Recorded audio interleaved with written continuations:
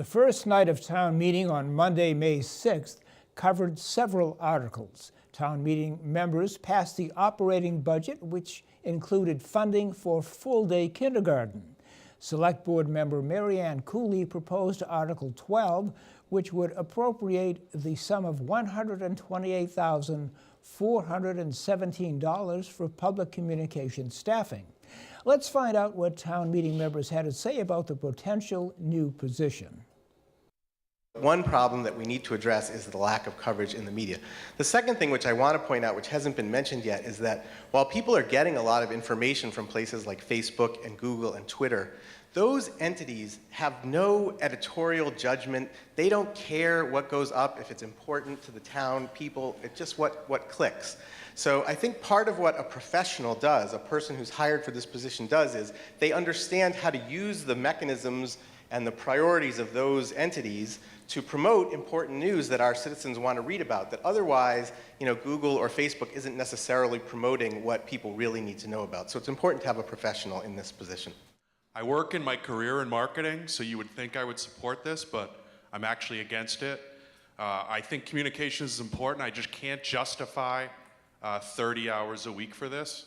I look at this as if you had a very part-time person as 2 hours a day, pool what everything people want to say, and then spin it in the right way. I also think there's ways to do this with volunteers. We're in a very frothy environment right now, but we're not always going to be. So I don't want to add staff in this area right now.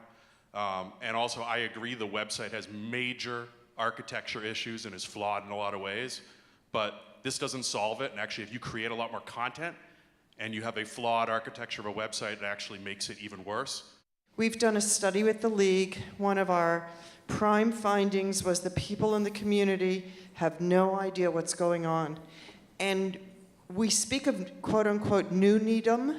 We want to get to those younger families. We want to engage them. We want to bring them into our hearings, into town meeting. We're not going to do that unless we can outreach to them. It isn't just the search on the website. It is much more than that. The town does a lot of great things, but communicating these great things to our residents is not one of them. A person dedicated to communication can make a huge difference. Our website and our communication is our virtual gateway to Needham.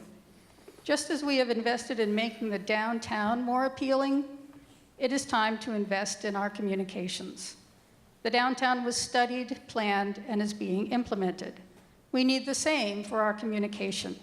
We need a qualified person who will assess what we have, what we need, develop an improvement plan, and lead the charge to get it done. Article 12 passed with a hand vote count of 151 votes in the affirmative and 64 votes in the negative. The second night of town meeting on Wednesday, May 8th was not as efficient as the first night, having only discussed 5 articles in total.